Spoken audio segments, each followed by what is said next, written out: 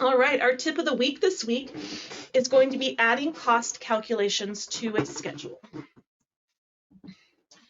So when we talk about cost calculations, this is another thing that is going to be added in as a property. So we can create a new group called interiors,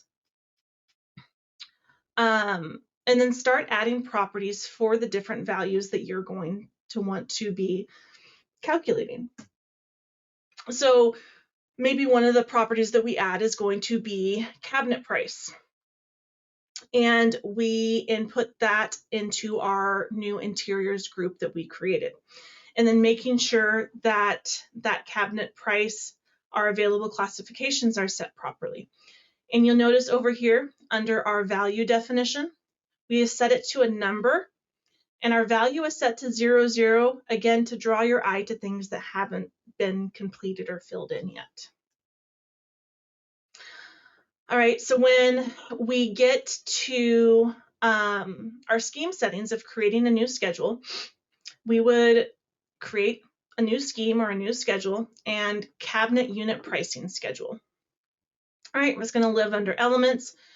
So it's going to start with similar to what we were looking at before. Our element type is anything because we can model cabinets with more than just an object, right? But the element ID contains a C. All right. And then we start adding that information in. So our element ID, the description, how many of those, and here's that cabinet price that we had just created. Okay, so we put that property in as a field within our schedule. And to get to that, we just go add fields. Here's a list of all of our property categories, our property groups. There's that interiors group that we had created, and there's that cabinet price. So we add that in.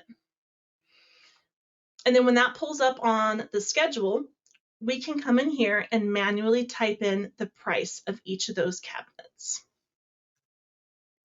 Okay, and we can do this for all types of different costs when it comes to cost calculating anything. So we could do a labor cost, and that would be a new property within our interiors group. So that when we come into our scheme settings, we could add our labor cost by entry. All right, we could have cabinet calculations. And again, we add that field into our scheme settings.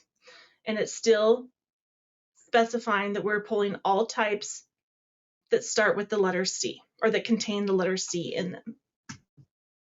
Okay, so when it's all said and done and finished, we have everything broken out here, okay, for you to manually input those cost estimations there. Okay, these are just different examples of different types of properties we can add in. Okay, all of these are numbers. If you want to get, I'm going to see if I have a slide on it. Here it is, expressions. Okay, so expressions, if anybody is super familiar with, let's say Excel or Google Sheets, expressions work very much the same way. You're going to type in the sum of, and then the two things that you're going to be calculating, put that in parentheses, and then that should, if it's inputted with the correct parameters, automatically adjust the price for you. Okay, so here's that, what was that one? Labor cost calculation. We add that as a category there.